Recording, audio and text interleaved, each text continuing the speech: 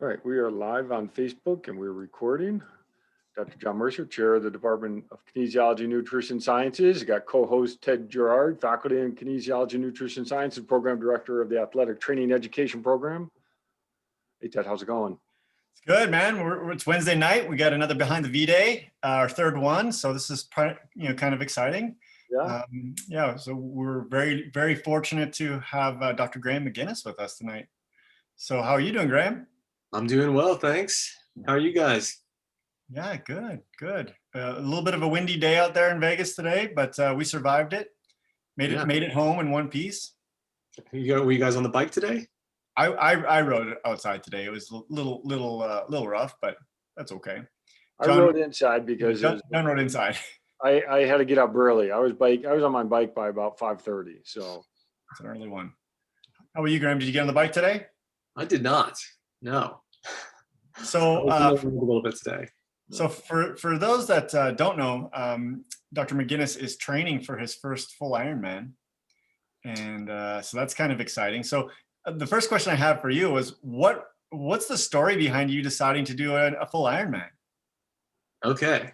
Well, I first have to say that training would be a really glass half full term for what I'm doing right now. I'm currently just waiting for the time that I have to be there for that race. I used to actually race a fair amount of triathlon back in college. That's how I got into kinesiology in the first place. And one of my college buddies, who still thinks we're young enough to do it, said, "Hey, let's do an Ironman." And I said, "Yeah, okay, like give me a couple of years." And he said, "No, let's do it in 2020. Not one to shy away from a challenge. I accepted, and we registered for the Florida Ironman. And then, of course, COVID happened. So we decided, luckily for me, probably to pass up on that race to give an extra year to train. And now I am in far worse shape than I was last November. So are you in worse shape than you were last April? Probably not. See, there you go. You're looking good. You got a good base. Yeah, you got a good base. Let me ask you another kind of follow-up question. So, I've known you now since you've been in Vegas. Is that 4 years? Right. Starting the fourth year, yeah. Starting the fourth year. And if someone was to ask me, tell me a little bit about Dr. McGinnis, I say he likes to do epic things. Oh, wow. Like you love to do crazy epic things. So let me ask you, what is so far the most epic thing you've done physically? I have to say that the Grand Canyon R3 was probably my most favorite epic thing that I've done. Yeah. Mostly because I was feeling better on the day than on our 100-mile bike ride. Okay. Hold on a second. What's the R3? I was just going to say, for people who don't know, go ahead and describe what a Grand Canyon R3 is. Okay, so the R3 is also known as the rim to rim to rim challenge in the Grand Canyon. It's becoming ever more popular now with the growing enthusiasm for ultra endurance sports and trail running. But it's about 50 miles where you start on one end of the Grand Canyon, run all the way to the bottom, all the way back out the other rim, and then turn around and come back. So it's about 50 miles with a whole lot of vertical involved. A whole lot. So yeah. And you do it continuously. You don't camp out. You don't. No, it's a really unique challenge because there's not a hosted race that's involved in the Grand Canyon, but it's really well supplied because there's pump houses with water all along, and then at the bottom is Phantom Ranch, where if you time it right, you can get a hot meal or a cold drink depending on what you need at the time. There's also the Colorado running down there, so you can jump in if you're about to overheat. So it's kind of unique in that there are some facilities for you, but you also have to pack in, pack out all of your food unless you get your timing right with Phantom Ranch. So We unfortunately did not. I missed this legendary lemonade in both directions because it was too early on the way out and too late on the way back. Oh no. So, you know, waits for no man. That is epic, and you trained for that. And how long did it take for you to feel like you were ready to do that type of event? I did a fair amount of training for that one. I think probably the most epic training runs for that was summiting Mount Charleston, and I did a Black Mountain double, which again, for the uninitiated, Black Mountain is a 7-mile hill climb, basically in southern part of Henderson. And Mount Charleston is usually, I think the shortest route you can do is about 16 miles round trip to the top. So once I got comfortable with those, I felt like I was probably going to be okay. But it turned out to be an extremely hot day, which really upped the intensity for it. We tried to, again, time it right to not have inclement weather. And you have to make sure that you schedule it at a weekend before it's too hot, because the only way out of there is basically being schlepped out by a mule, or not too cold because they turn the pumps off to prevent freezing of the pipes. And then you have to, bring a life straw and drink out of the Colorado. But we kind of botched that a little bit, and it ended up being about 100, a little hotter in the canyon when we were down there. So that Vegas heat training came through for me. I was gonna say, like, it helped. I'm sure, like the Vegas summer really did help you. Oh my gosh, it definitely, it may very well have saved my life. The guy I did it with was from Salt Lake City and probably never exercised in anything over 80 degrees, and he was on the brink of heat stroke, I think, for a lot of it. Wow, that's awesome. Well, now, was that your first time out to the Grand Canyon? It wasn't. I've been out there a couple of times. Once when I was a lot younger, but then when Laura and I moved out here, my fiance, we did a big road trip and stopped at the Grand Canyon as one of our last stops before coming to Vegas. And there we did a pretty good, we went down to Plateau Point and back up on that hike, which, that's about 20 miles. All right, so give us a little bit of the history of getting to Vegas. So when did you arrive at UNLV? So for the first ever time, or to start my job? Let's start your job, but maybe the first time actually sounds interesting too. Yeah, well, I had never actually been to Las Vegas before for business or pleasure, and applied for the job here, and came out for my interview. And when we landed, or I guess when I landed, I got out of the airport and was waiting for Dr. Schilling to come pick me up. And I looked over and I saw an enormous mountain with snow on the top of it in February. And it was like, did anyone else know that there was a giant mountain in Las Vegas? Like, I was so excited to see that. I honestly did not know that it was kind of referred to as Las Vegas Valley, and that there were mountains essentially in every direction.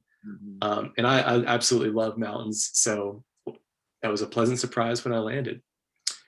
And then driving out here, we did a month-long road trip starting in Birmingham, Alabama. We took kind of a southern route for the month of November, going through, making some stops in Louisiana, Texas, New Mexico, Arizona. And driving into Vegas after our trip in the Grand Canyon was actually Laura's first time ever seeing Las Vegas, as we're literally arriving to start our life here.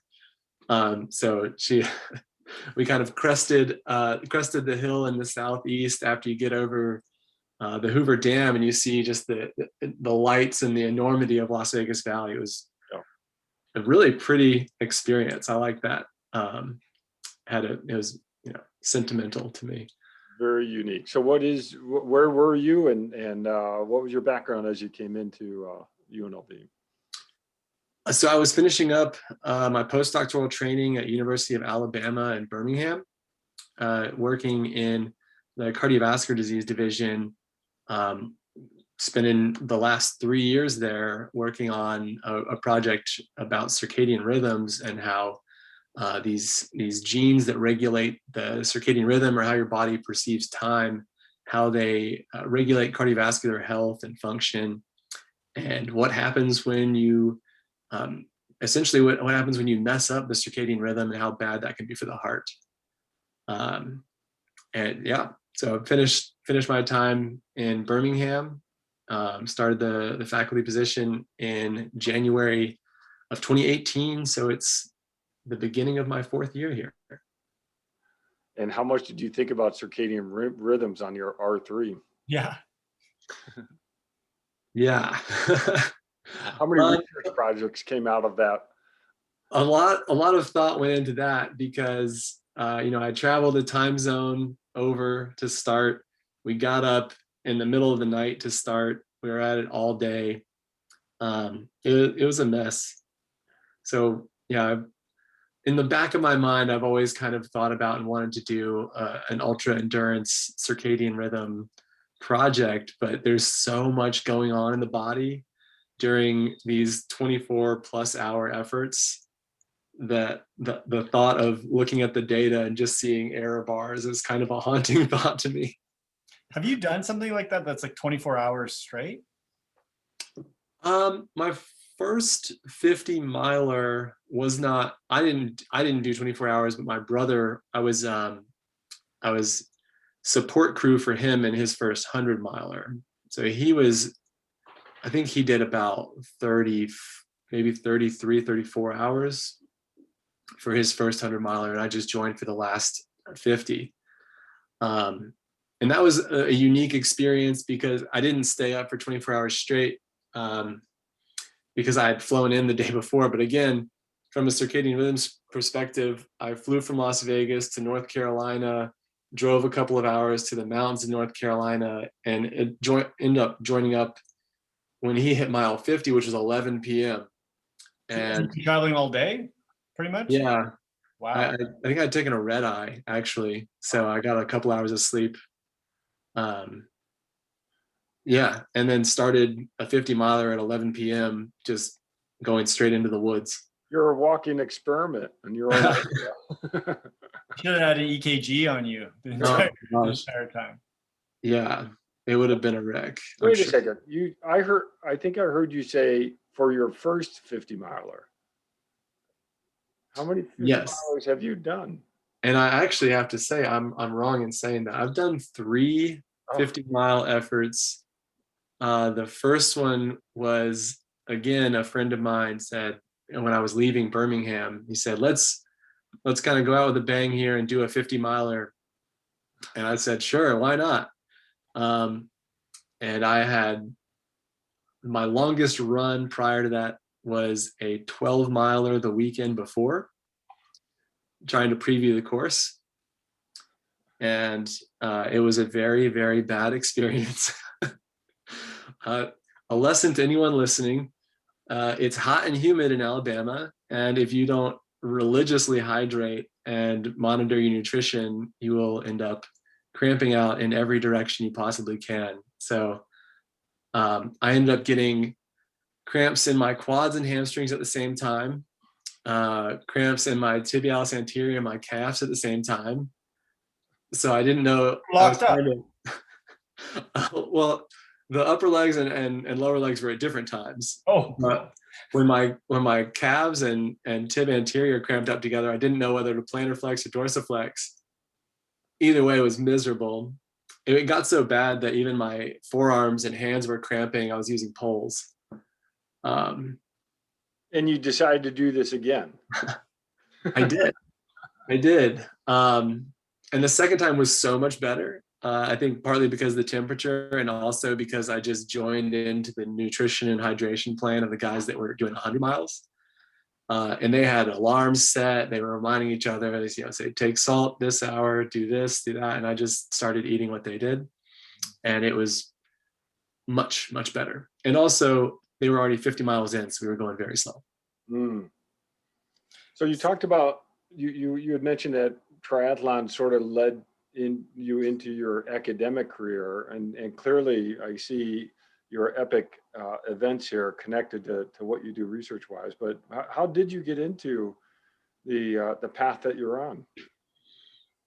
Well, it all started back in Appalachian State in Boone, North Carolina, a small school that almost no one outside of North Carolina knew about until we beat Michigan in football. And that was huge. I was on a cycling club there, and the cycling team was heavily utilized by the exercise physiology department for research subjects.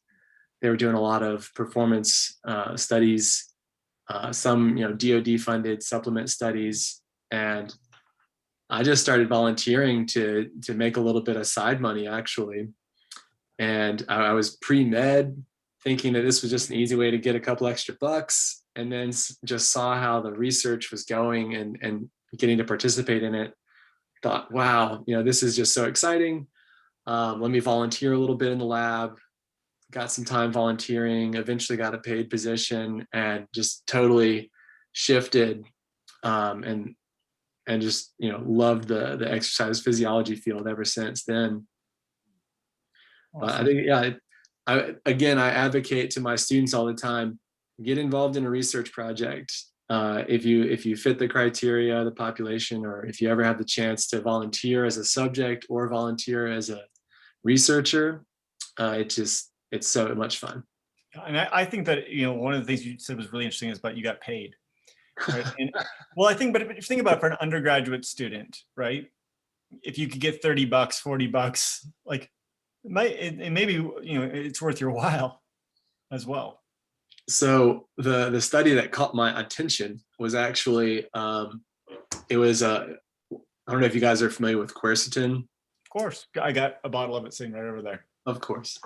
So it was one of the early, I would say an early quercetin study funded by DARPA. And you had to, take the supplement for a month, and then you would come in for 3 days of 3-hour cycling sessions. And you'd get a muscle biopsy before cycling, ride for 3 hours, get a muscle biopsy after cycling on 3 consecutive days. So did you know what a muscle biopsy was before you volunteered? Yeah. And so 6 muscle biopsies? And they did biopsies on the first and third day. So 4 muscle biopsies, 9 hours of cycling, and a month of supplementation. And they paid $1,000 for it. I was going to say, how much did they pay you? Because that's epic in itself. Yeah, that is. Right. So you made $1,000. And then my question immediately blew it on a bike. Yeah, of course you did. Of course. Within 1 week, I had spent every penny on a bicycle. And of course you should. Now, my question for you is, do you have a bottle of quercetin? I don't. But why? I don't think it did. Well, we could look up the paper and discuss that. It wasn't super effective, but I don't like to take supplements. Right. And the big reason for that, I kind of trained with someone who strongly adhered to the idea that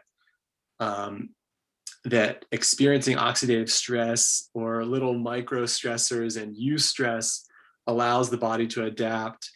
And if you just, cover yourself in antioxidants, your body doesn't have a stress to adapt to. And there's, studies to support that chronically supplementation with antioxidants can actually attenuate training benefits. So I've always been pretty touchy about those. Yeah, that is an interesting line of thought and line of research. We can sit around and talk about that all the time, but I want to ask you another question about your history. So sure. You've been in Vegas for 4 years. Other than your epic adventures, what's been the highlight for the last 4 years? Well, I got engaged. So congratulations. Congratulations. I mean, that's a pretty good highlight. That is a pretty good highlight. Yeah, I would say that's a highlight of my time here. Moving out here with Laura was just awesome. We're both family people, and and we loved our time in Birmingham, small town feel, and moving out here as a couple and knowing nobody. I guess we both knew one person in all of Las Vegas. It kind of gave us an opportunity to basically, isolate ourselves and kind of learn a little bit more about each other, which I think was just a really fun thing to do. But yeah, I would say that is the highlight, probably getting engaged. So my wife knows you, and she knows you by a nickname.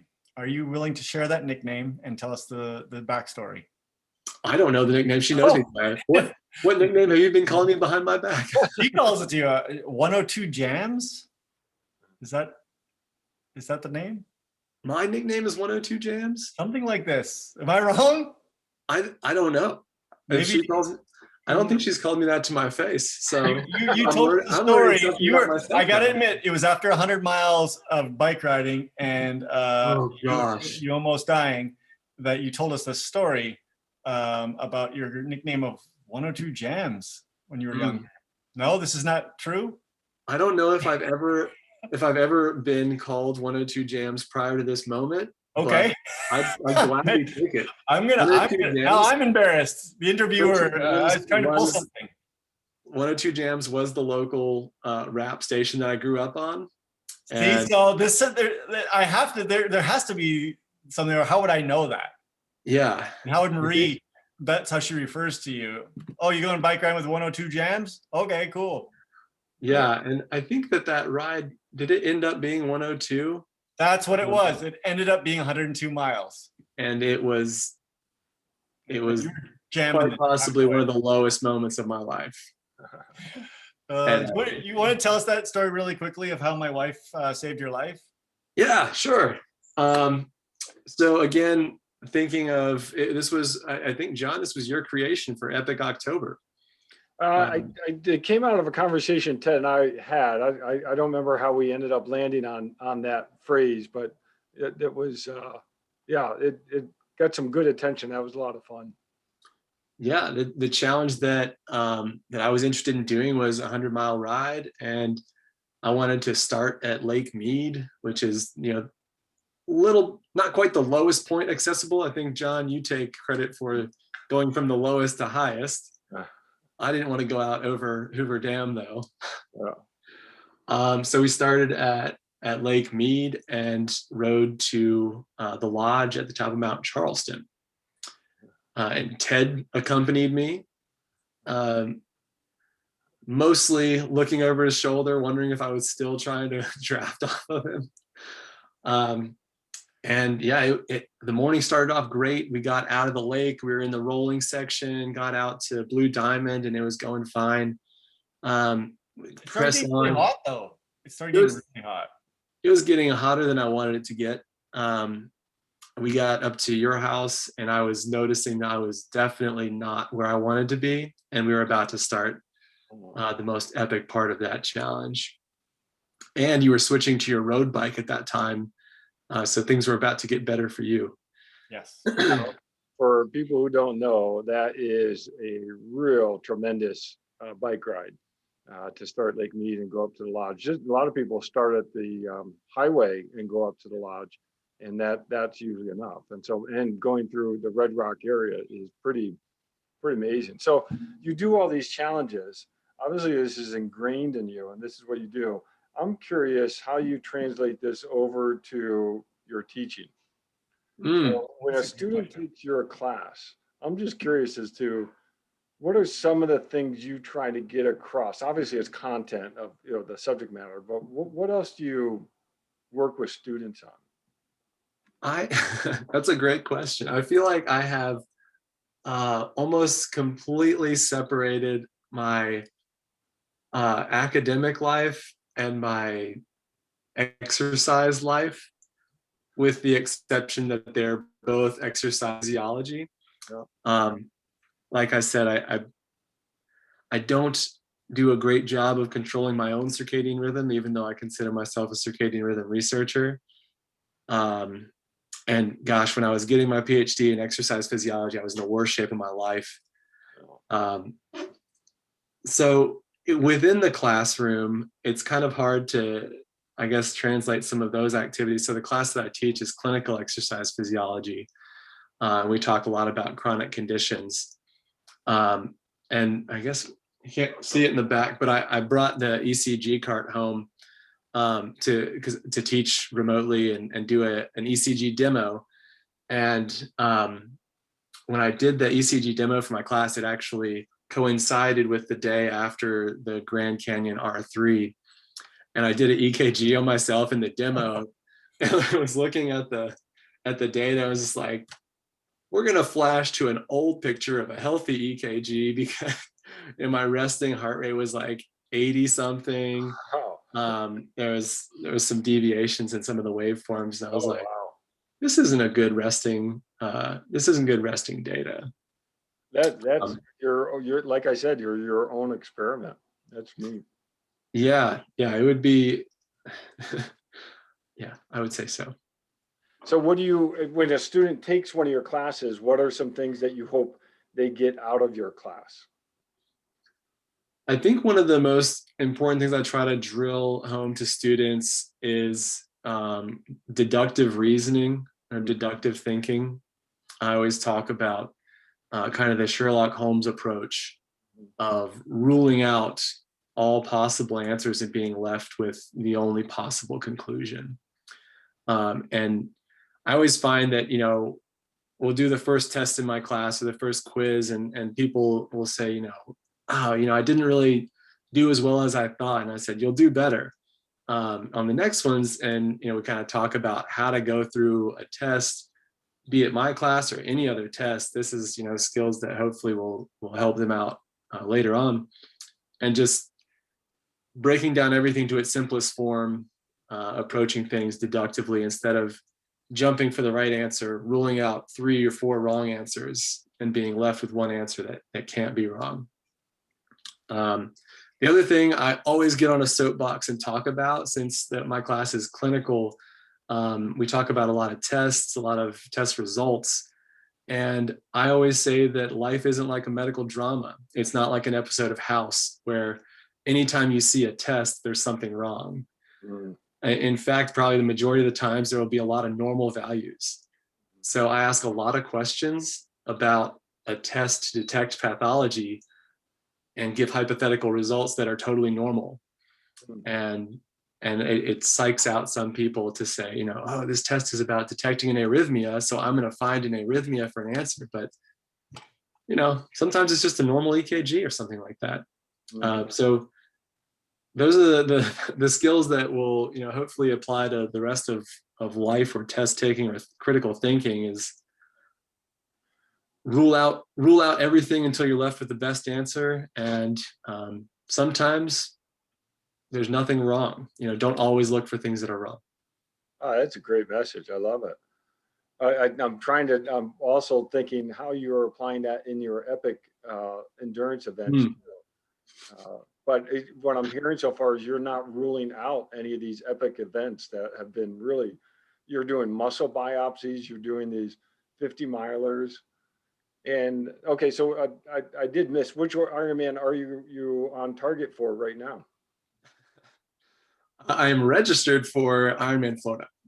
It is Florida, okay. Yeah, they allowed me to push my registration for the year.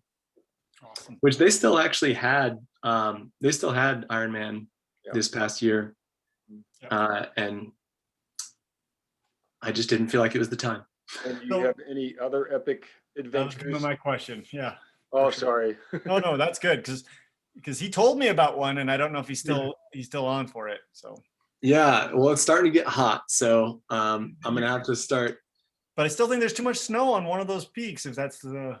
Yeah. So the epic adventure I was thinking about was I was toying out with the name, the Silver State Cinco, for Nevada is the Silver State, to do the 5 tallest peaks or most prominent peaks in the Las Vegas Valley in as little time as possible.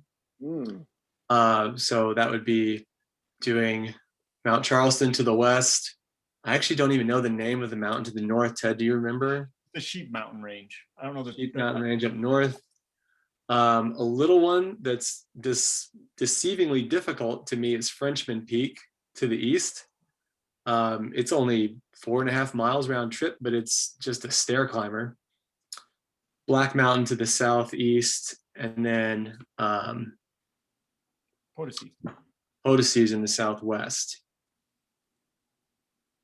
I think your problem is the snow at Mount Charleston.